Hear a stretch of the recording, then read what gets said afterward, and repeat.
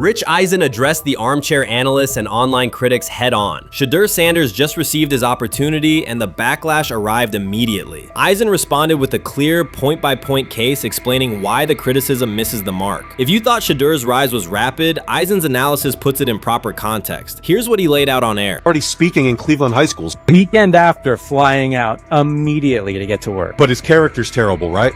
You know, and listen, oh, he interviewed bad, you know. According to who? The New York Giants? No offense, Bert. The same New York Giants that gave Daniel Jones a huge contract and let Saquon Barkley out the door. That's the intel we're trusting here? That was for him to celebrate. He just made, I mean, look, he put in work in college. He had the privilege of being coached by his father. Which we all would love and do. Turned around not one, but two programs in college football. And then literally for any athlete, being drafted at the highest level is a success story in itself. Rich Eisen delivered a direct response to the critics. He addressed the online claims reducing Shedeur Sanders to Deion Sanders' son instead of evaluating him as a quarterback on merit. Eisen challenged those assumptions and refocused the discussion on performance, preparation, and opportunity. Say Kenny Pickett had strained his hamstring. Shedeur, they say his first day in pass, 9 for 9, 2 touchdowns, no interceptions. They were just hating on this young guy. Within minutes, Rich Eisen delivered a structured breakdown, addressing each claim with evidence and dismantling weak narratives through clear analysis. He replaced speculation with data and kept the focus on what matters: decision-making, accuracy, leadership, preparation, and game management. The reality is simple. Shedeur Sanders was not given this opportunity. He earned it through performance and consistency against real competition. He accepted the role, met the standard, and handled the moment with professionalism and urgency. No shortcuts, no favors, just results and readiness. Eisen's point was direct. Evaluate Shedeur on his work, not assumptions, and acknowledge that he has justified the opportunity on the field. I've done it at 2 locations already, so it's simple. So that's why when people say I'm not, you know, one of the top quarterbacks or the top quarterback, because what are y'all going based off of? Because I did it year after year after year, and you see the progression. So it's like, obviously it got to be some type of external hate that you have for the family, for the last name, for anything, because I know I proved myself. While many were still debating whether he was NFL ready, Shedeur Sanders stepped onto the practice field and operated like a clear QB1, setting protections, controlling tempo, and executing the plan. The narrative that he is just flash, media attention, or his father's influence does not hold up against his work in installs, progressions, and situational drills. What he showed was composure, efficiency, and command of the offense. He processed quickly, protected the football, and delivered on-time throws, demonstrating preparation and control. I'm a firm believer. If I wanted Shedeur Sanders at 2, at worst at 33, of course I already think that he's better than other quarterbacks. Because that's the type of talent, that's where I would have picked him at.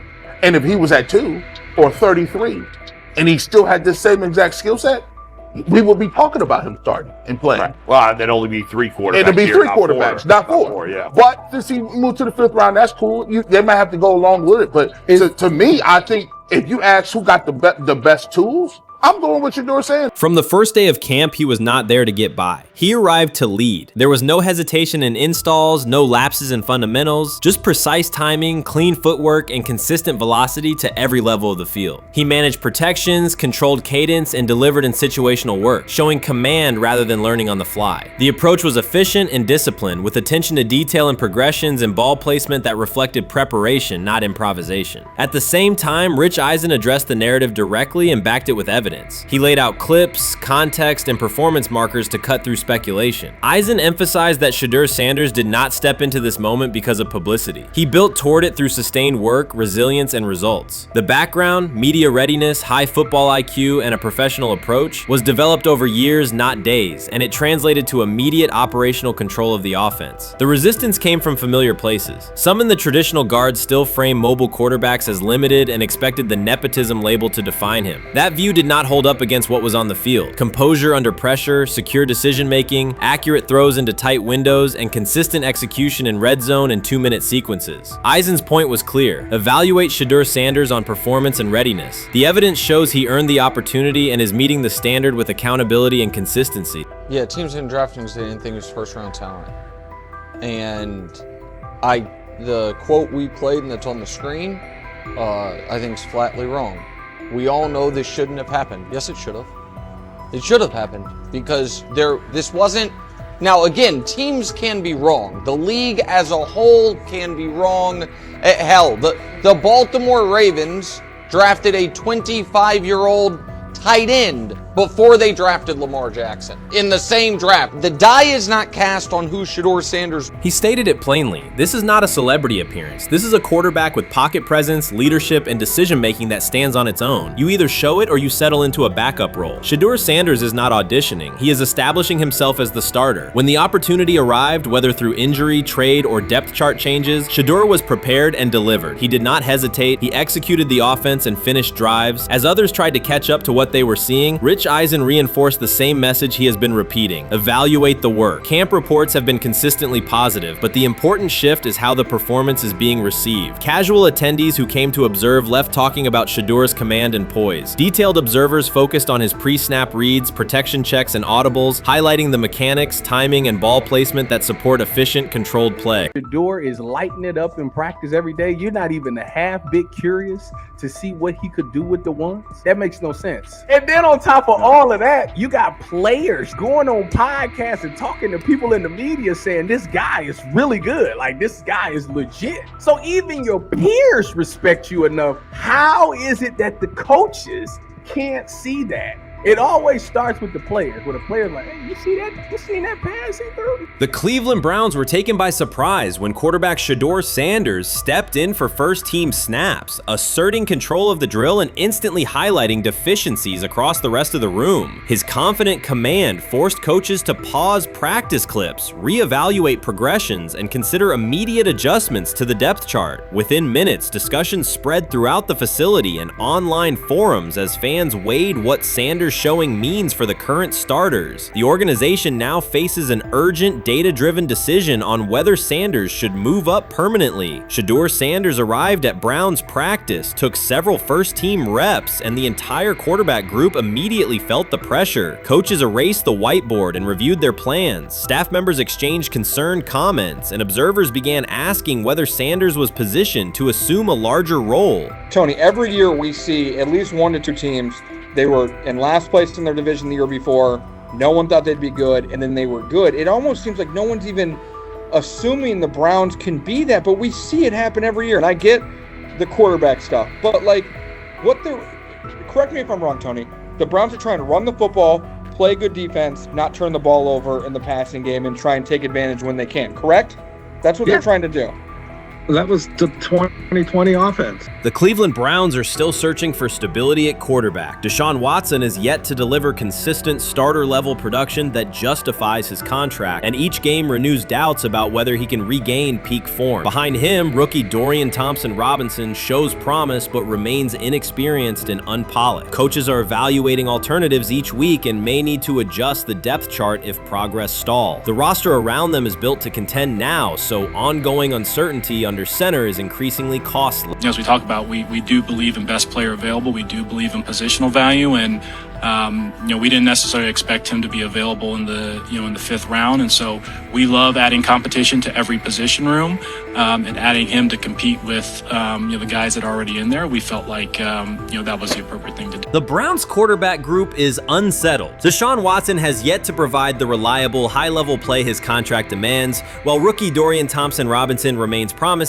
but unpolished. Depth behind them consists mostly of veterans whose experience lies more in holding clipboards than leading offenses. The coaching staff needs an immediate answer, not a 3-year development project. Shedeur Sanders enters as that potential solution. At Colorado, he passed for more than 3,200 yards despite working behind one of college football's poorest offensive lines, consistently demonstrating poise, quick processing, and accurate ball placement under heavy pressure. Film shows steady reads and disciplined footwork, traits that offset concerns that his profile is built on family name or media attention. Cleveland viewed the signing as a low-risk, high-reward move. Early in camp, Sanders received a handful of first-team snaps intended merely as an evaluation. Those plays quickly changed practice tempo. The ball came out on time, time, receivers hit their landmarks, and the defense struggled to adjust. Coaches immediately expanded the review using phrases such as evaluate every option, an indication that the depth chart was no longer fixed. Watson sensed the scrutiny. Thompson Robinson increased his urgency. Within minutes, competition in the quarterback room intensified. Sanders repeated that performance in subsequent sessions. His footwork remained clean, progression sharp, and throws firm and precise. Each strong rep forced staff to reassess the plan to keep him buried on the developmental track. The broader context magnifies the pressure. Cleveland's roster is built to contend now. Fans are weary of quarterback turnover, and the front office cannot afford another costly misstep under center. Around the league, rookie passers rarely wait multiple seasons anymore. Joe Burrow, Justin Herbert, CJ Stroud, and even late pick Brock Purdy established that precedent. If Watson opens the regular season and struggles, public calls for Sanders will grow, especially if the rookie flashes in preseason. Alternatively, another team could attempt to acquire him if Cleveland hesitates to elevate his role. Each scenario underscores the same reality. Sanders' emergence has turned a routine camp evaluation into a critical decision point for the franchise.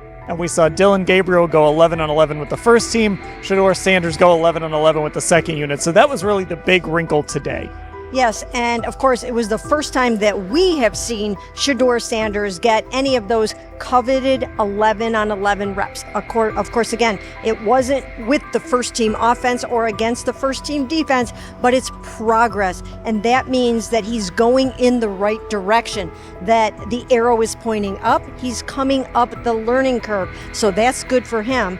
And I actually thought just overall, he had a better day than Dylan had today. He completed more passes. He was more on point. In fact, in that 11-on-11 period, he threw a near touchdown. Desperation can push franchises toward aggressive decisions, especially when their quarterback options appear unconvincing or outdated. One scenario now emerging is that Sanders earns enough confidence to take full preseason reps with the starters, forcing Cleveland to revisit a depth chart it believed was settled at the beginning of July. His practices demonstrate that the excitement around him is grounded in measurable performance. Accurate, high-velocity passes against first-team defenses, and confident command of the huddle. Each strong outing also heightens league-wide interest. Rival scouts adjust evaluations, and general managers revisit their notes, aware that a viable young quarterback may soon become available. Inside the facility, the personnel staff must balance short-term results with long-term roster planning, knowing that an early move could reshape salary cap allocations and locker room dynamics.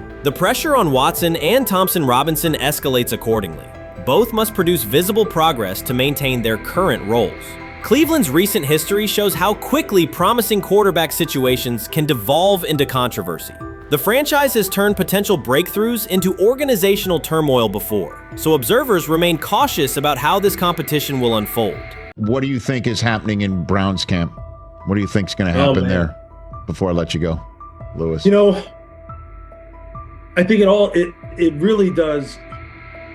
It really does all depend on how Kevin is able to, as it relates to Shedeur, work him in enough. Well, one, Shedeur has to earn the right for Kevin and the staff to have discussions about, hey, we got to get him more reps with the ones and twos.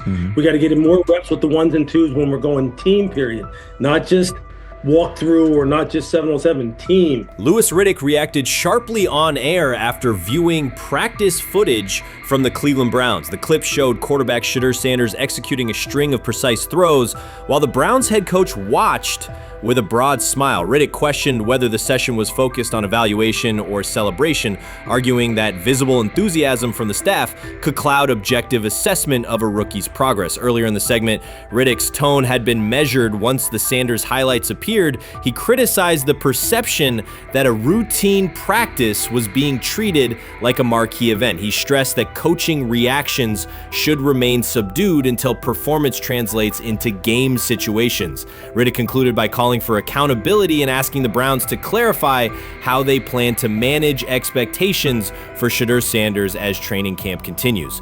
Couldn't imagine me myself saying, hey, you know what, as someone who has been at the very bottom to try and ascend to like some level of success, I could never imagine going, you know what would be really cool? I'm gonna play a joke on someone like this and make pretend that I'm a GM and I'm drafting you when actually I'm not, and then I'm gonna hang up and just giggle about it. Man, what the hell are we doing? Seriously, what are we doing when we think that that kind of crap is funny?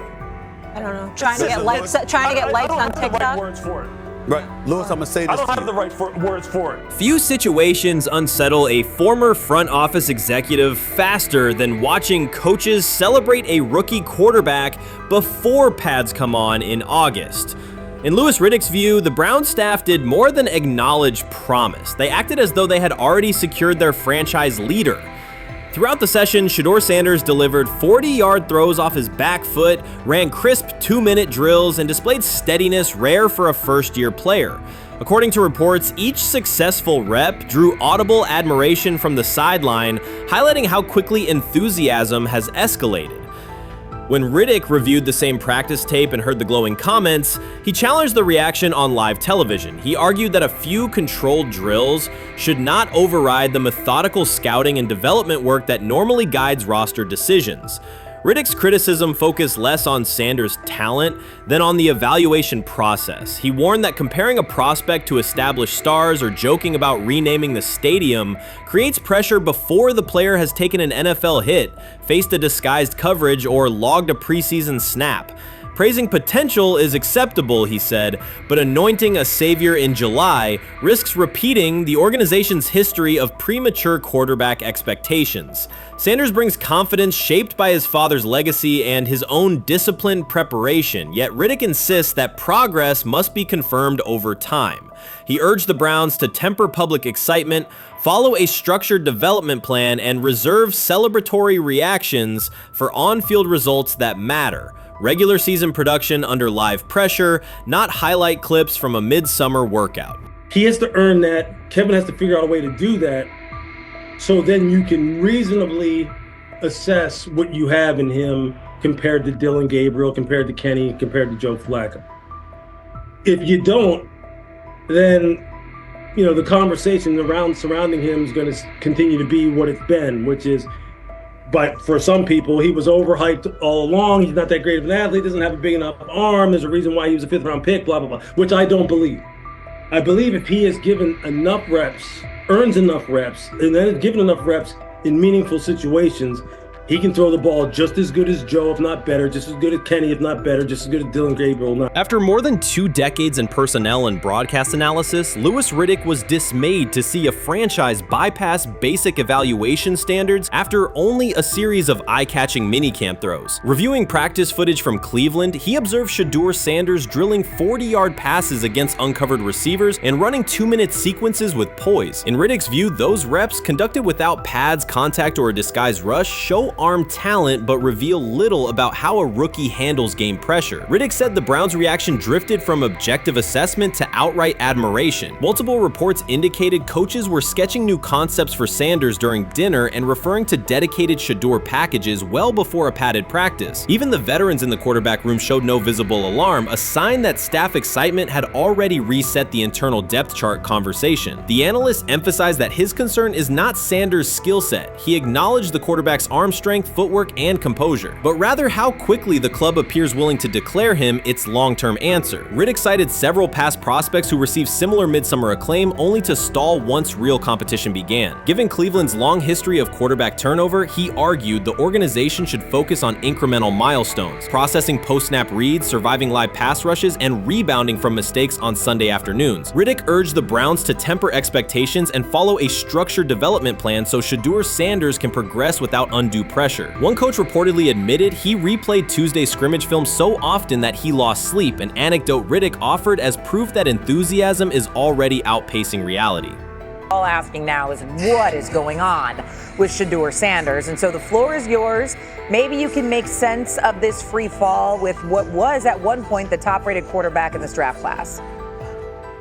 Yeah, Shay, I think at this point in time, this really isn't a football discussion any longer. This is a personal discussion. This is about it's a fit discussion. It's whether or not teams are just comfortable with everything that comes along with Shedeur in terms of who he is as a person, all the people that are surrounding him in terms of his inner circle, and whether or not teams deem that to be something that they're comfortable with. Right or wrong, that's the only thing conclusion you can really come to at this point. Louis Riddick voiced an escalating concern during the segment. Having witnessed numerous quarterback setbacks in his career, he worries another may be forming. Not because Shedeur Sanders lacks talent, but because the praise around him is growing without restraint. Sanders has simply attended practice, delivered accurate passes, led the huddle, and shown the composure expected of an NFL player. Riddick fears the Browns' reaction, treating routine drills as proof of long-term success, risks setting premature expectations. He cautioned that the organization seems ready to celebrate a franchise savior before Sanders has taken a competitive snap, noting that such early adulation has derailed promising prospects in the past and could impede Sanders' measured development.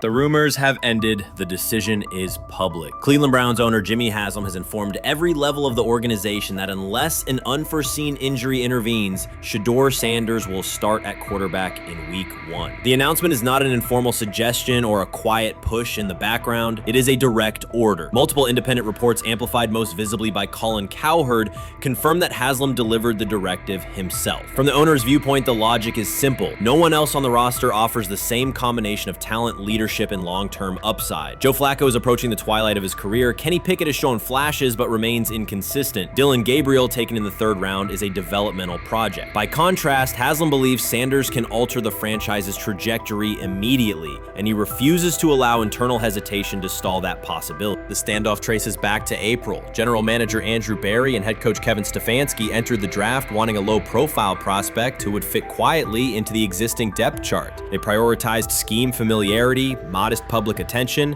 and a clear developmental timeline. When the board lined up, they reached for Gabriel in round 3, reasoning that an early investment would justify keeping a rookie on ice behind the veterans. But Sanders continued to slide, first through day 2, then deep into round 5. Haslam watched the names come off the board, convinced the league's bias against Deion Sanders' outspoken son was obscuring legitimate first-round talent. When Cleveland's 5th-round pick arrived and Sanders was still available, Haslam intervened.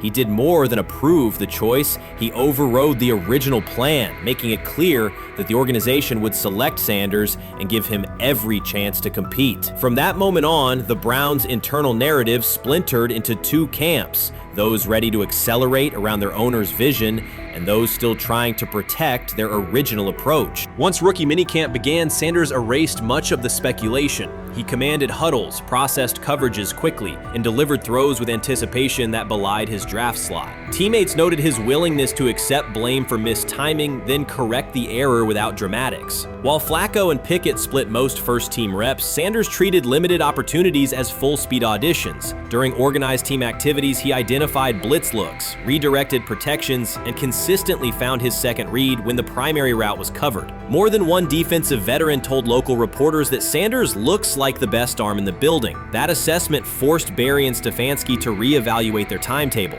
They could no longer label Sanders a long-term project without contradicting on-field evidence. Drafting Gabriel 2 rounds earlier had provided the staff an excuse to slow roll Sanders' ascent.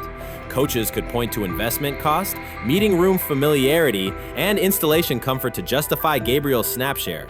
Yet each practice rep in which Sanders outperformed the 3rd rounder weakened that shield. Behind closed doors, position coaches began requesting more Sanders film for cut-ups, and offensive assistants quietly shifted meeting questions toward concepts the rookie already executed well. By mid-June, Berry himself started describing Sanders not as a developmental asset, but as a competitive option. Those subtle linguistic changes signaled the front office's recognition that the narrative had moved beyond their control. Haslam's history with quarterbacks is well documented. His pushes for Johnny Manziel, Baker Mayfield, and Deshaun Watson were high-visibility swings, each driven in part by a desire to generate excitement as well as wins. Critics highlight those choices to question his evaluation track record, yet Haslam perceives Sanders differently. Where Manziel carried off-field concerns, Sanders brings a reputation for professionalism. Where Mayfield's leadership style divided veterans, Sanders' approach has united receivers and linemen. Where Watson's trade involved unprecedented controversy, Sanders arrived at minimal draft cost. Haslam sees a rare chance to capture star potential without mortgaging the future, and he is unwilling to cede that upside to cautious pacing. Cleveland supporters, weary of revolving door quarterbacks, have rallied around Sanders with unexpected speed. Sales of customized Sanders number 2 jerseys surged within days of rookie minicamp. Training camp ticket requests spiked once local media circulated videos of Sanders making NFL-caliber anticipation formation throws during 7-on-7 periods. The mood in Northeast Ohio has changed from tentative hope to active belief. Longtime season ticket holders who once shrugged at preseason storylines now debate Sanders' footwork at neighborhood barbecues. Social media engagement for Brown's content has climbed, driven by highlight compilations of the rookie threading seam passes between linebackers and safeties. All of this places Kevin Stefanski in a fragile position. If he opens week 1 with a veteran starter and the offense sputters, criticism will be swift. Each stalled drive will be interpreted as evidence that he ignored the owner's edict and the fan base's intuition. Conversely, if he names Sanders the starter solely under pressure, any early struggles could be framed as proof that Sanders was rushed, further exposing Stefanski to blame. The only sustainable solution is conviction. Either stand behind a veteran with clear strategic reasoning or embrace Sanders fully and structure the offense around his strengths. Splitting the difference, rotating series, delaying first-team reps, or using vague competition language will satisfy no one and likely jeopardize locker room clarity. Sanders' personal approach has reinforced Haslam's confidence. Instead of taking post-draft downtime, he traveled to Texas to train in full Browns gear at facilities near his father's home. The leaked clip of Sanders executing footwork drills in helmet and pads wasn't a marketing ploy. It was a glimpse into a quarterback visualizing Week 1 live. Team personnel who viewed the footage recognized purposeful rehearsal, cadence calls, pocket movement against simulated pressure, and follow-through adjustments based on imagined rush lanes. Observers asked why a rookie would conduct such intense solo sessions in May. The answer is straightforward. Sanders does not view himself as a developmental pick. He considers himself the starting quarterback of the Cleveland Browns and prepares accordingly. On pure ability, Sanders' arm strength ranks with the league average for starters. His accuracy to the intermediate middle, an area where the Browns' current scheme generates high leverage completions, has drawn consistent praise from receivers. The primary areas still under review are blitz recognition and live bullets and timing on deep outbreaking routes versus press coverage. Those developmental checkpoints are significant, yet daily practice reps show acceleration. In contrast, Flacco's mobility limits the boot action game that Stefanski installed to help Mayfield early in his tenure. Pickett can extend plays, but struggles to attack tight windows between linebackers and safeties, an essential requirement in Cleveland schematics. Gabriel remains an unknown at NFL speed. Thus, the competitive landscape favors Sanders sooner than the coaching staff originally planned. The franchise now stands at an inflection point. Haslam's mandate, the locker room's growing support, and the fan base's enthusiasm all tilt towards Sanders. The front office's earlier strategy, anchored in patience and quiet development, is increasingly untenable. Barry's shift in messaging indicates grudging alignment, but final authority over the depth chart rests with the coaching staff, unless ownership directly intervenes on game day decisions. A move rare but not unprecedented in the NFL. Should Stefanski align with the owner and name Sanders the starter before preseason concludes, he can claim proactive vision and tailor the offense through training camp. Should he resist and open with a veteran who falters, he risks rapid loss of credibility and possibly his position. Either path carries pressure, but only one aligns with the momentum sweeping through the building. For 2 decades, the Browns have cycled quarterbacks without securing a stable star. Each new hope, whether draft pick or trade acquisition, has collapsed under injuries, inconsistency, or organizational disarray. The possibility that Sanders could finally anchor the position is not merely a football storyline. It is a potential cultural reset for a fan base defined by resilience. Haslam's insistence reflects that awareness. Cleveland needs a leader who can win on Sundays and project confidence every other day of the week. Sanders has shown he can shoulder expectations without retreating from scrutiny. That trait, more than arm talent alone, is why the owner views him as indispensable. Voluntary workouts transition to mandatory minicamp next week. If Sanders receives a substantial share of first-team snaps, observers will interpret it as the staff's acknowledgement that the competition is tilting decisively. A public declaration may not follow immediately, but every rep allocation is a signal. If, however, the staff continues funneling most top unit snaps to Flacco or Pickett, tension will escalate. Local media will question the evaluation process. National analysts will debate the merits of letting a rookie learn through live action versus controlled practice. Inside the facility, players will recognize any disconnect between performance and opportunity, and unity could fray. The Browns have reached a decisive moment. Shedeur Sanders has demonstrated the skill, poise, and work work ethic to justify starting in week 1. Jimmy Haslam has publicly positioned him as the future, and by implication the present of the franchise. Kevin Stefanski and Andrew Berry must either endorse that vision or brace for the consequences of delaying it. For Cleveland fans, the significance is clear. A legitimate chance to exit the cycle of quarterback uncertainty and rally behind a signal caller capable of commanding the field and galvanizing the city. Whether that opportunity is seized promptly or postponed will define the Browns' 2025 season and likely the tenure of the decision makers involved. How you feeling? I'm getting there. You see what I got on, right? That's why I was asking how you help for it. Yeah, I'm getting there. See? Brian, what did they have to do? I had blood clots. Okay. And they amputated, you know. But I work with it. Man. Yeah, I'm amputated. So I get that work done a couple times a day. Keep the blood circulating, blood flowing, but it's a new normal.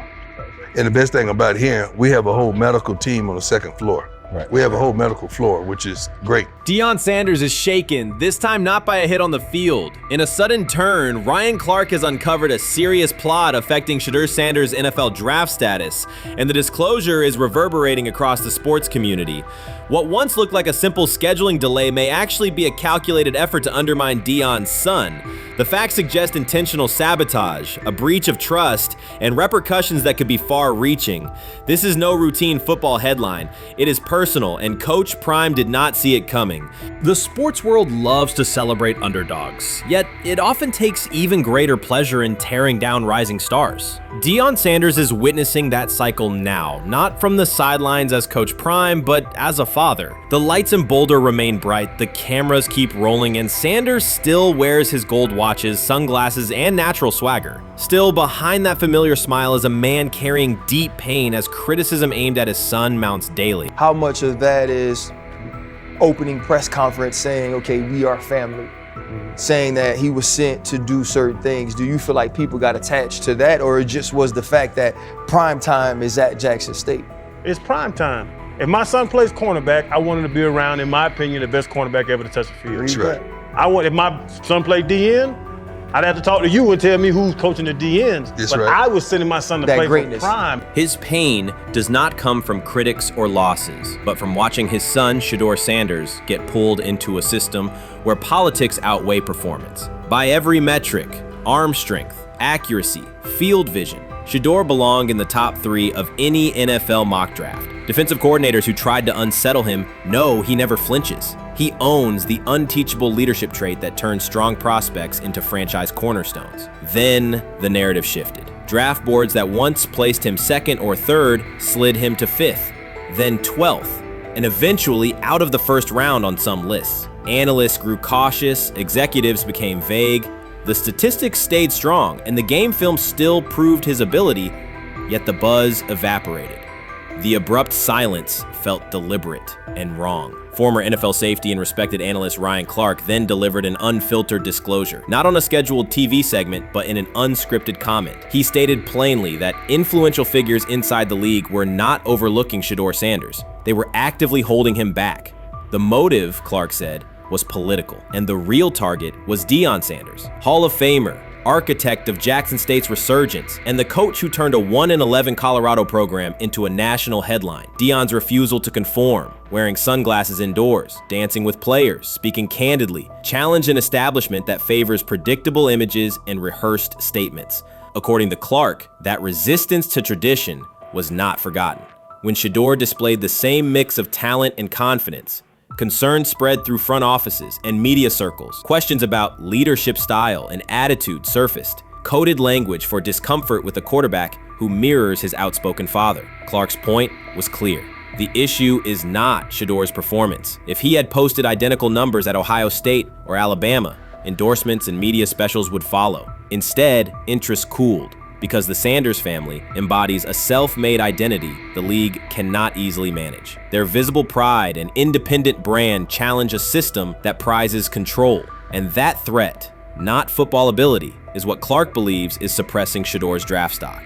Chris Carter's televised assessment of Shedeur Sanders triggered immediate pushback from Cleveland fans, local media, and even several Browns veterans. Carter dismissed Sanders, a fifth-round pick, as unprepared to start and framed the growing interest around him as purely a byproduct of surname recognition. Since that segment aired, practice reports have told a very different story. Observers inside the Browns facility describe a rookie quarterback who is closing the gap on Kenny Pickett and Dillon Gabriel with surprising speed. Sanders first turned heads in rookie minicamp by directing the huddle with a calm that belied his inexperience. Position coaches reported that he rarely repeated mental errors during installation periods, a trait they rank highly when grading young quarterbacks. In organized team activities, he showed consistent timing on intermediate routes, kept turnover numbers low in 7-on-7 periods, and demonstrated early command of Kevin Stefanski's protection calls. That steady execution earned him a handful of first-team snaps, reps that would ordinarily have belonged to Pickett by default. By mandatory minicamp, the rotation had shifted again. Practice notes from beat reporters detail the rise in Sanders' workload each day. Red zone series against the starting defense, 2-minute drills, and full field scrimmage possessions in which he checked out of called plays when fronts dictated it. Mary Kay Cabot, initially skeptical Sanders would challenge for game day snaps in 2025, wrote after consecutive sessions in mid-June that his footwork, release speed, and pocket management had, quote, meaningfully tightened since rookie camp. Her tone marked a clear departure from early spring projections that labeled Sanders a long-term developmental project. The broader quarterback context in Cleveland magnifies that progress. Deshaun Watson's availability and form remain uncertain after 2 injury-interrupted seasons, while Pickett's transition from Pittsburgh has been uneven. Dillon Gabriel's arm strength is evident, but coaches continue to stress hesitation in his full-field reads. Against that backdrop, Sanders' quick decision-making and mechanical efficiency have begun to look less like a pleasant surprise and more like the roster's most reliable short-term plan. Inside the locker room, acceptance has followed performance. Wide receivers cite Sanders' ball placement on outbreaking routes, noting that the ball routinely arrives on the upfield shoulder, a small but essential detail that allows for yards after the catch. Offensive linemen appreciate his pocket awareness. Joel Bitonio remarked privately that Sanders slides up instead of bailing when edge pressure flashes. Defensive backs say his eye discipline forces them to hold coverage longer than they expected against a rookie. Such cross-positional respect develops only when day-to-day tape shows tangible improvement. The reaction to Carter's critique highlights a recurring double standard applied to young black quarterbacks. Traits celebrated as swagger or confidence in other players were labeled arrogance when associated with Sanders, yet the quarterback himself has not responded publicly. There have been no subtle social media jabs, no mention of critics and interviews, only repeated references to competing for every rep and learning from veterans. That measured approach, combined with hard evidence from practice, has softened earlier doubts among coaches who prioritize demeanor as much as arm talent.